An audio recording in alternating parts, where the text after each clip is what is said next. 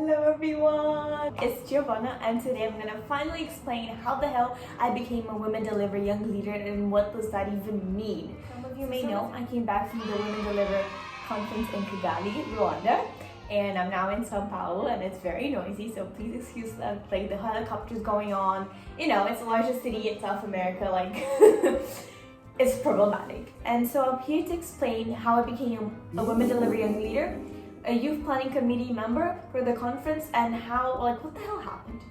So I'm gonna read my application and explain a little bit what happened and what does it even mean. So spoiler alert, I have some gossip, some tea to tell you. So if you're not in the conference, you're not gonna know this, but basically Women Deliver is having now a new program called, I think they're calling it Emerging Leaders. Oh, it's gonna be now, now that our, so the conference kind of puts an end to our cohort as leaders. So I'm now technically a Women Deliver alumni, and they're gonna start applications for the new program, I think in the fall, like in September or something, I don't know. So I'm now a Women Deliver alumni, which is so sad, but I attended the conference, it was amazing. Yep, cheskis. So I applied to be a Women Deliver Young Leader, not really knowing what it was. I just had this habit of applying to stuff and hoping that I get in and yeah, and just like figuring out on the way. And then I was applying to two things: one to be a UN 17, like a United Nations Sustainable Development Goals leader or something. I did not get in, spoiler alert, it's so sad, but I did get into Women Deliver.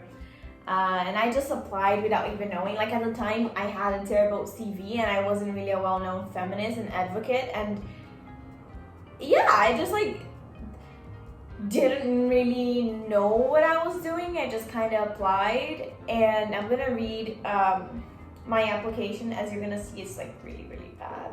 I think they chose like around 200 leaders from around the world. I think there were like 8 Brazilians maximum, and I was one of them. And yeah, so as you can see from my sticker here, it's Ignite the Power of Girls. I got this from Glow, the conference. I visited their booth. So here we go. I don't know how the application is gonna be for the Emerging Leaders program, but it might be something similar, it might not be as similar, we'll see. Okay, Women Deliver Young Leaders Program, Class of 2020 application.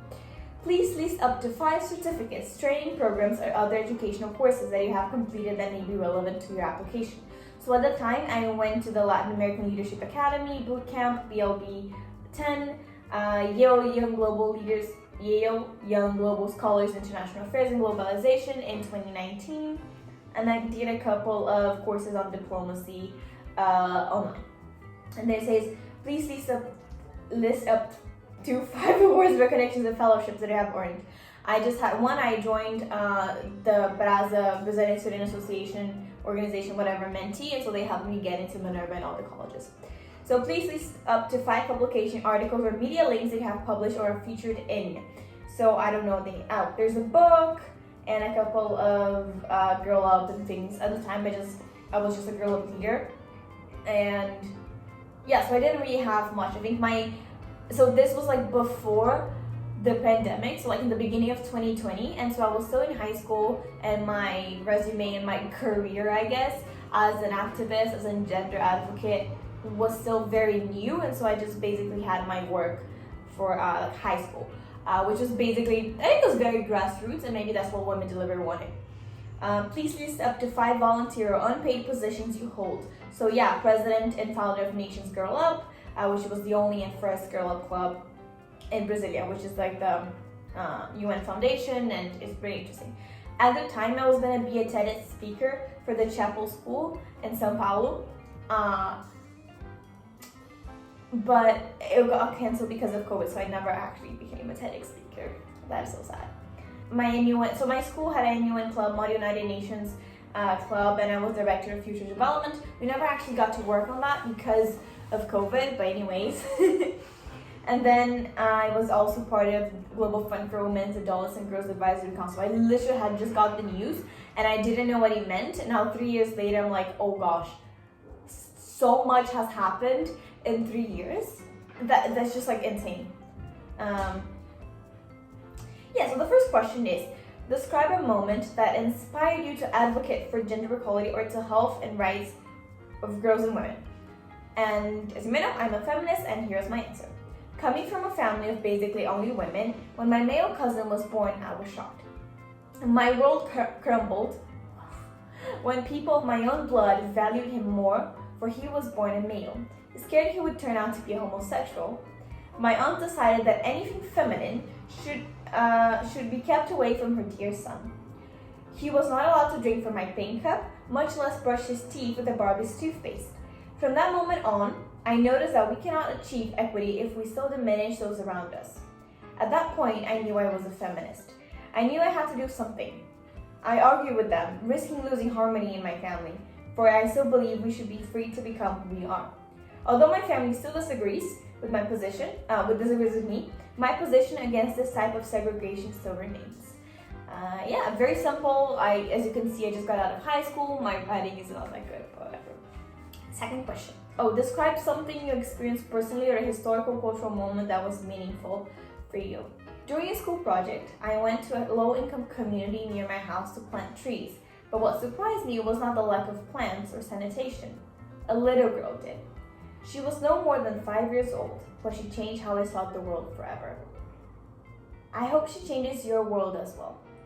While walking carelessly through the woods nearby, the girl insisted on eating mud as if it was brigadeiro, a typical Brazilian dessert, which is like made of chocolate, so that's why I like mud, and peeing without cleaning after herself.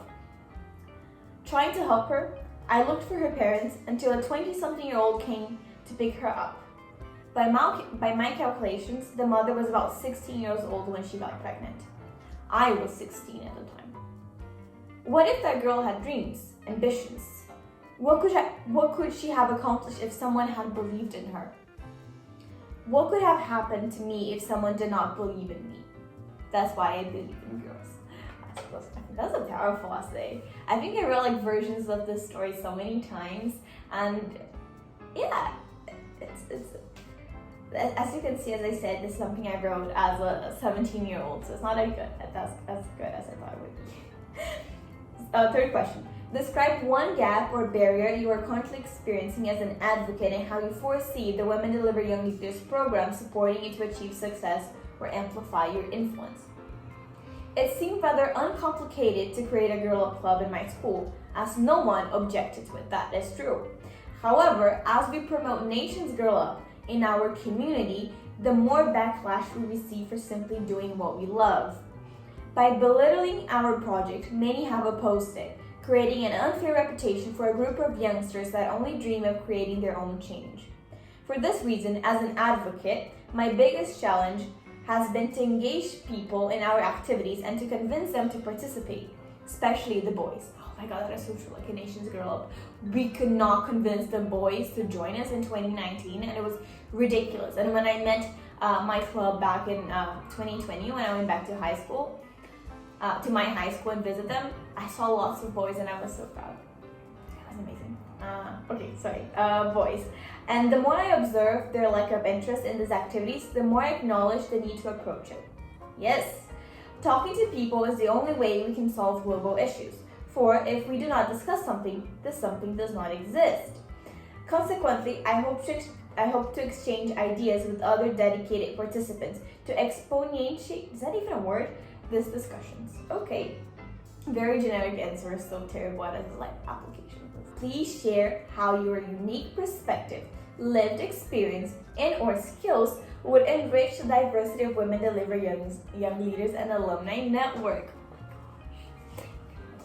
Many were surprised to see me, a shy girl who barely spoke in class, becoming a remarkable orator as I was invited to be a speaker at the What Works 2019. So What Works 2019 was a conference in Goiânia. It was by Partners of the Americas. It's an organization that connects NGOs and projects around the Americas and the American continent.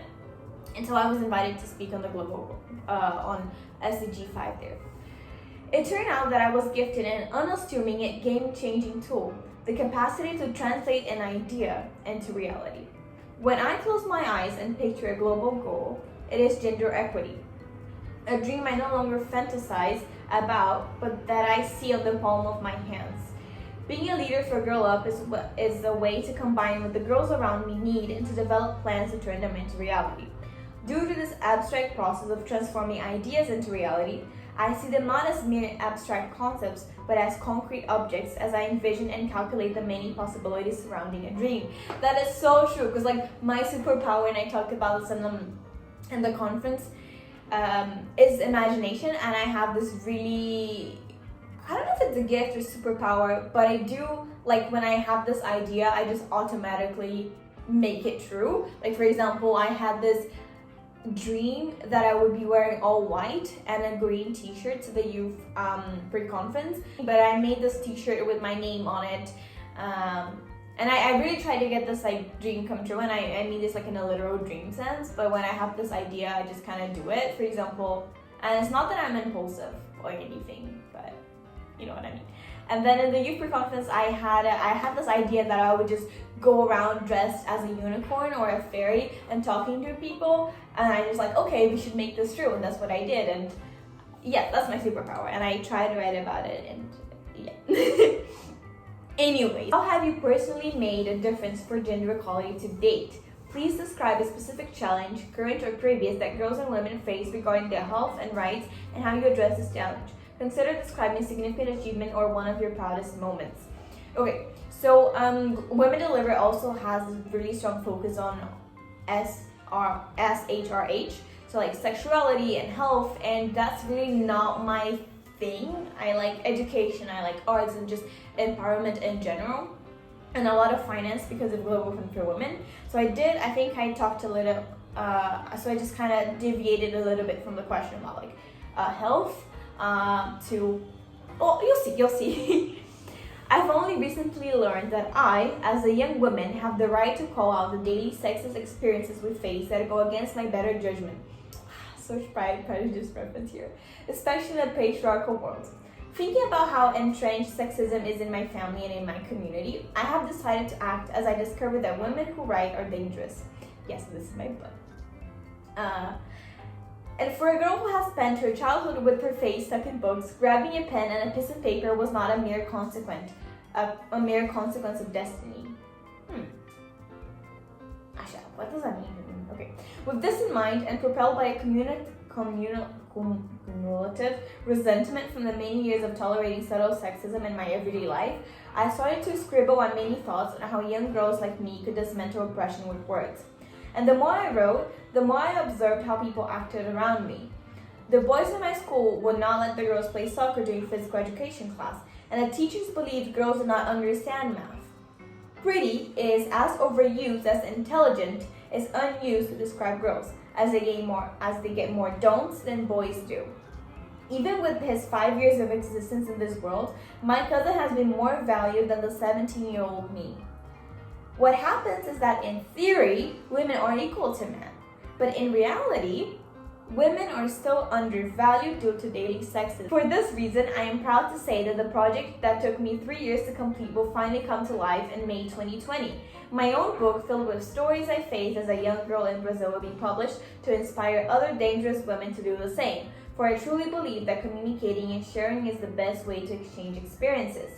So yeah, it's about my book. I thought it was going to be published in May 2020, but it was only published in November 2020. And there's something going on. So to celebrate like 3 years of publishing my book, I am finally going to announce something else. So hold on for a second. Next question. If provided greater access to resources and networks, what solutions would you offer to create a more gender equal world? Oh my gosh. Honestly, why is this application so long? But whatever, Women Deliver. Gender equity has and still is, unfortunately, misperceived as a way to oppress those we claim to oppress us.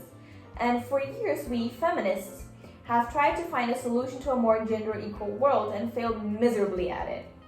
People can only see the world with the eyes they have, and it is our job as feminists to give them a pair of prescription glasses. And even so, the world refuses to listen to us, for gender equality hurts men's pride. But I'd like to see it with a different lens. Equality is not just a dream, It is a reality in the palm of our hands. And for that to happen, we need to start small.